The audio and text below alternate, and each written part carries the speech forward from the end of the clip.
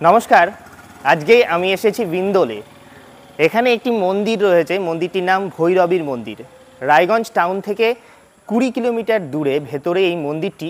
খুব প্রাচীন একটি মন্দির এখানে রয়েছে। আপনি মন্দিরটিকে ভালো করে দেখলে, একটুখানি সানিকে বলবো মন্দিরটিকে ভালো করে দেখাতে। দেখুন, টেরাকোটার কাজ রয়েছে মন্দিরের গাত্রে। যদি আমি দেখি, পুরনো স্থাপত্য ভাস্কর্য এই মন্দিরটিকে ঘিরে রয়েছে। রয়েছে প্রাচীন ইতিহাস। নির্মাণকাল সঠিকভাবে না জানা গেলেও এই মন্দিরটি বিশেষত সুলতানি আমলের পূর্বের কোনো এক মন্দির, সেটি অবশ্যই বোঝা যায়। এবং এই মন্দিরটিতে ভৈরবী নামে পুজো করা হয় এই মন্দিরটিকে। কারণ যেটা জানা যায় যে ভৈরবী নামে একজন পুজো করতেন এই মন্দিরে, সেই থেকে এই মন্দিরটিকে ভৈরবী মন্দির বলা হয়। আস্তে আস্তে আমি মন্দিরের ভেতরের দিকে যেতে বলবো। মন্দিরের ভেতরে মন্দিরের যে মূর্তিটি রয়েছে, সেই মূর্তিটি কেমন রয়েছে তার আগেই মন্দির গাত্রেই সামনে দেখুন টেরাকোটার কাজের যে কথাগুলো বলছিলাম, এই যে চুনসুরকির কাজ, টেরাকোটার কাজ। এর আগে জগদলা শিব মন্দির নিয়ে একটি আমি ভিডিও করেছিলাম, সেখানে এই ধরনের কাজগুলো কিন্তু ছিল মন্দির গাত্রে। এই সুন্দর কাজগুলো আমরা বারবার লক্ষ্য করতে পারছি, যেটি আমাদের এই ভারতবর্ষের স্থাপত্য ভাস্কর্য সমস্তটাই বহন করে চলেছে। আমরা এই রায়গঞ্জের বিন্দোলে এসে এরকম মন্দিরের খোঁজ পেয়েছি। সুলতানি আমলের পূর্বে এই মন্দিরটি এখানে রয়েছে। চলুন এবার আস্তে আস্তে মন্দিরের গর্ভগৃহে প্রবেশ করব। গর্ভগৃহে মন্দিরের এই মূর্তিটি রয়েছে ভৈরবীর মন্দির, মাতা ভৈরবীর মন্দির।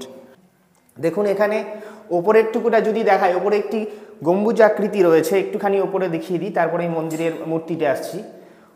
গম্বুজাকৃতি রয়েছে। সাধারণত পুরনো যুগে যখন স্থাপত্য ভাস্কর্যের কথা আমরা বলি, সেই সময় এরকম মন্দির বেশি দেখা যেত এবং সেই মন্দিরটি এখনও অক্ষত অবস্থায় রয়ে গেছে। এই মন্দিরটিকে যদি সংস্কার করা যায়, যদি ভালোভাবে এই মন্দিরটির পুনর্নির্মাণ করা যায়, তাহলে এই মন্দিরটি অবশ্যই আরও বহুদিন যাবৎ অক্ষত অবস্থায় পড়ে রইবে।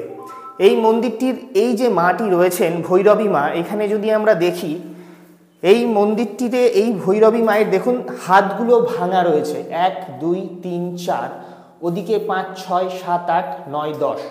তো এই হাতগুলো কিভাবে ভেঙে গেছে তা বলা মুশকিল, কিন্তু এটা বলা যায় যে আমরা তুর্কি নাচন দেখেছি, আমরা কালাপাহাড় দেখেছি। ধর্মান্তরিত কালাপাহাড় কিভাবে মন্দির ধ্বংস করেছিলেন সেটা আমরা জানি। তার সেই সময়ে এই মন্দিরটিরও এই মূর্তিটি ধ্বংস হয়ে থাকলেও হয়ে থাকতে পারে, সেটি বোঝা যায়। এই 10 হাস বিশিষ্ট মন্দিরের দুপাশে দেখুন আরেক দুটি মূর্তি রয়েছে, উষা এবং ওপাশে রয়েছে প্রত্যুষা।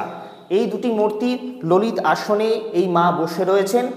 এই মূর্তিটিতে আমরা এখনো পর্যন্ত পুজো করি এবং পুজো চলে। এবং তার পাশে দেখুন এইখানটায় একটি সুড়ঙ্গ রয়েছে।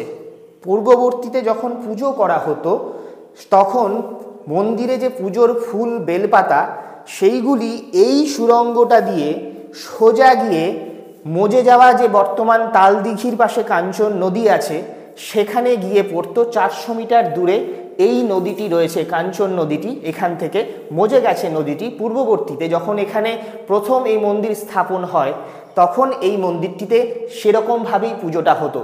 সুলতানি যুগের আগের কথা বলছি। রায়গঞ্জের 20 কিলোমিটার দূরে বিন্দোলের এই মন্দির। মন্দির নির্মাণে দ্বিমত থাকলেও জানা যায় যে পঞ্চদশ শতকে ভাদুরিয়া পরগনার জমিদার ছিলেন গণেশ নারায়ণ ভাদুরী। তিনি এই মন্দির নির্মাণ করেছিলেন এবং তিনি ছিলেন শিবের উপাসক। আবার মতান্তরে 17 শতকে রাজা প্রাণনাথ রয় এই মন্দিরটি স্থাপন করেন এবং নির্মাণ করেন। এটি জনশ্রুতি অনুসারে জানা যায়, কিন্তু এর কোনো ঐতিহাসিক প্রমাণ মেলেনি। পশ্চিমবঙ্গ সরকারের বোর্ড রয়েছে জেলা ম্যাজিস্ট্রেটের পক্ষ থেকে। এখানে লেখাটা পুরো নেই, অপরিষ্কার হয়ে গেছে, অনেক দিনের পুরনো হয়তো লেখাটা।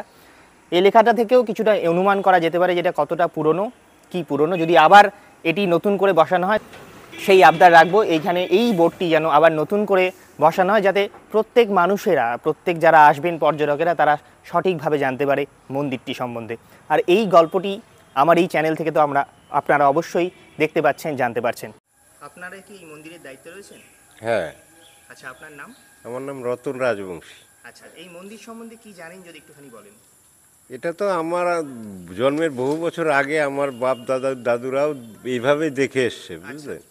আর আমরা তো তার প্রজন্মে পরে এইভাবেই দেখছি, পুরো মন্দিরটা এইভাবেই ছিল।